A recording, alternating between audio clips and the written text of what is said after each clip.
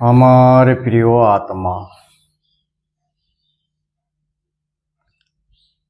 আজকের আলোচনা আমরা সব সময় শান্তি এবং আনন্দের সাথে কিভাবে থাকতে পারি। এমন কি সূত্র আছে যে নিয়মগুলো পালন করলে আমরা ধীরে ধীরে শান্তি এবং আনন্দের জগতে ফিরে যাব, যেটা সনাতন ধর্মের প্রথম এবং প্রধান সিদ্ধান্ত। সনাতন ধর্মের নিয়ম অনুযায়ী শান্তি এবং আনন্দ ঈশ্বরীয় তত্ত্ব। সেই ঈশ্বরীয় তত্ত্বকে যিনি জীবনে ধারণ করেছেন, শান্তি এবং আনন্দকে পেয়েছেন, তিনি মুক্ত পুরুষ। অতএব আমরা জীবনমুক্ত হওয়ার জন্য চেষ্টা করতে থাকব এবং যে যে নিয়মগুলো পালন করলে একজন ব্যক্তি জীবনমুক্ত হতে পারেন, আজকে তার কয়েকটা বিষয় নিয়ে আমরা আলোচনা করব। মিত্র, প্রথম সূত্র হচ্ছে, আমরা যখন কারোর সঙ্গে কোনো কথা বলবো, আমরা কিন্তু প্রেমপূর্ণভাবে তার সঙ্গে কথা বলবো। আমরা শান্ত হয়ে কারোর অহংকারকে আঘাত না করে তার সঙ্গে কথা বলার চেষ্টা করব। কারণ আমরা যেমন আচরণ অন্যের সঙ্গে যেমন আচরণ করব, আমরা ঠিক তার সেই রকম আচরণই আমরা পাব। অর্থাৎ আমরা যদি উপরের দিকে ঢিল মারি একটা, সেই ঢিলটা এসে কিন্তু আবার আমাদের উপরেই পড়বে।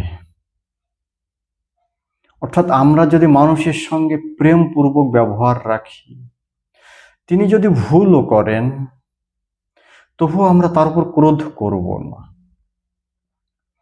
আমরা ক্ষমা সুন্দর দৃষ্টিতে তাকে দেখব।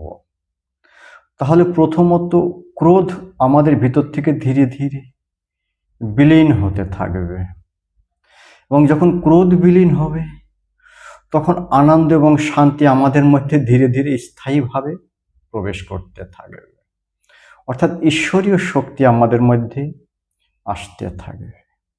অতএব মানুষের সঙ্গে আমরা যে ব্যবহারগুলো করব বা মানুষকে যখন আমরা কিছু বলবো, তখন যেন আমরা তার বিরোধী না হই।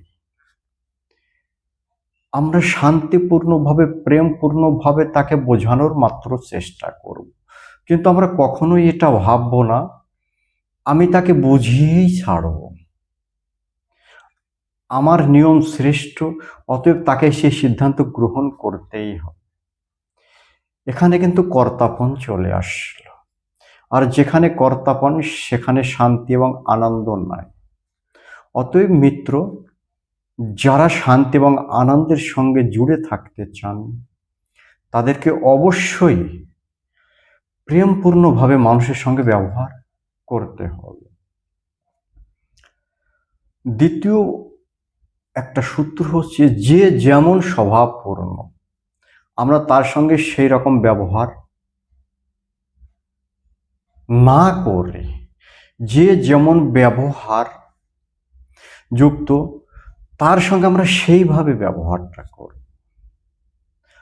অর্থাৎ যদি কোনো ব্যক্তি আমাদের সিদ্ধান্তের বিরুদ্ধে গিয়েও কিছু বলছেন, তবু আমরা তার সঙ্গে কোনো প্রকার প্রতিবাদ করব না, তর্ক বিতর্কে যাব না।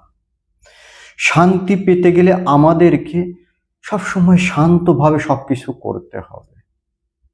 আমরা যদি তার সঙ্গে তর্ক বিতর্কে জড়িয়ে যাই, তাহলে আমরা আমাদের ভিতরটাকে অশান্ত করে নিচ্ছি। কিন্তু যখন ভিতরে অশান্তি হবে, তার ফলস্বরূপ আমরা শান্তির জগৎ থেকে দূরে চলে যাব, আমরা ঈশ্বরীয় শক্তির থেকে দূরে চলে যাব, আমরা মুক্ত স্থিতির থেকে দূরে চলে যাব। অতএব ব্যক্তি যেমন স্বভাবযুক্তই হোক না কেন, আমরা কিন্তু অশান্ত হব না তার ব্যবহারে। আমরা শান্ত থাকার চেষ্টা করব সব সময়।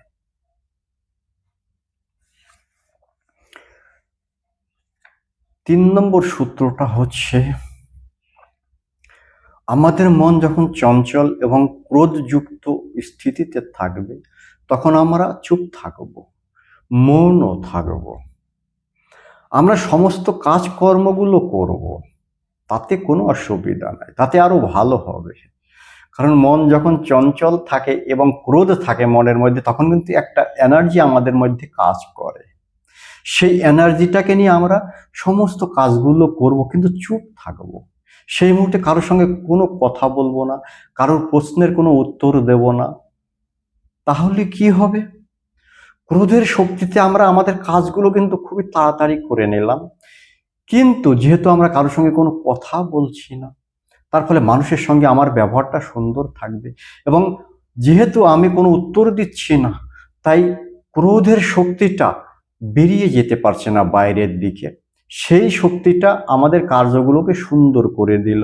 আগেও আমি বলে রেখেছি কয়েকটা ভিডিওতে, যখন ক্রোধ আসবে তখন আমরা এক্সারসাইজ করব, দৌড়তে শুরু করে দেব, অথবা যে আবশ্যক কার্যগুলো আছে সব আমরা কিন্তু করব সেই শক্তির মাধ্যমে। কিন্তু আমরা কারোর কোনো জবাব দেব না, কোনো উত্তর দেব না, কারোর সঙ্গে আমরা সেই মুহূর্তে কথা বলবো না।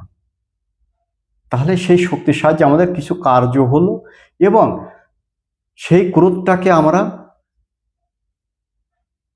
ক্রোধ আমাদের ভিতর থেকে আর বেরিয়ে যেতে পারছে না, অর্থাৎ আমরা ধীরে ধীরে শান্তির সাথে আবার জুড়ে যাচ্ছি। চতুর্থ যে সূত্রটা সেটা হচ্ছে, যখন আমাদের মন অশান্ত থাকবে, অনেক প্রকারের চিন্তা আমাদেরকে ঘিরে নিবে, তখন আমরা একটা উপায় অবলম্বন করব। আমরা গভীরভাবে কয়েকটা শ্বাস নেব এবং গভীরভাবে ছাড়ব। যেমন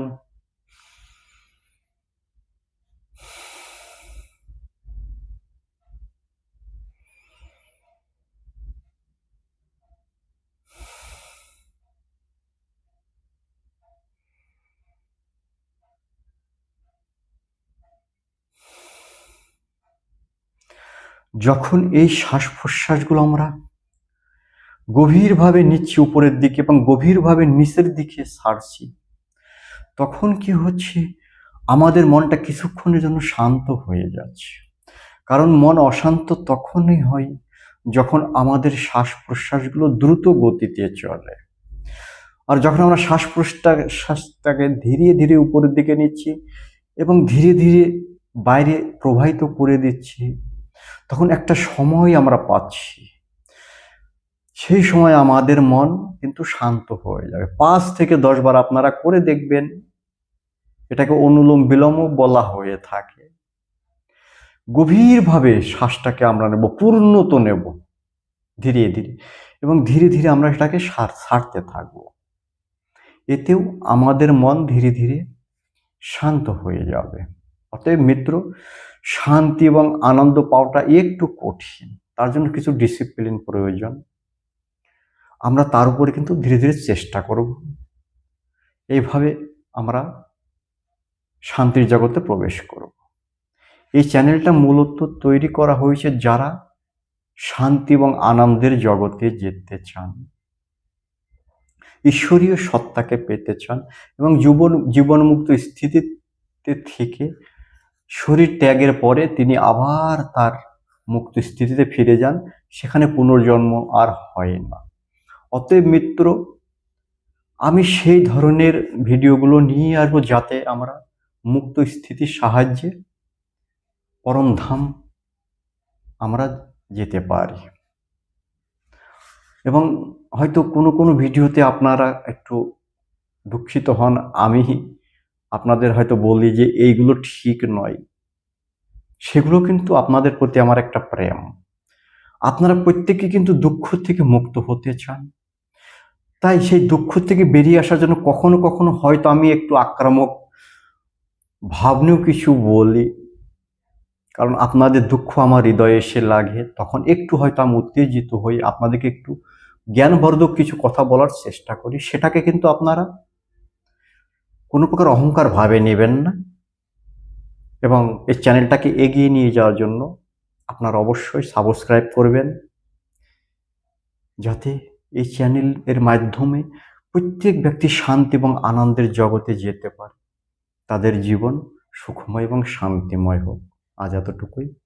জয় গুরু।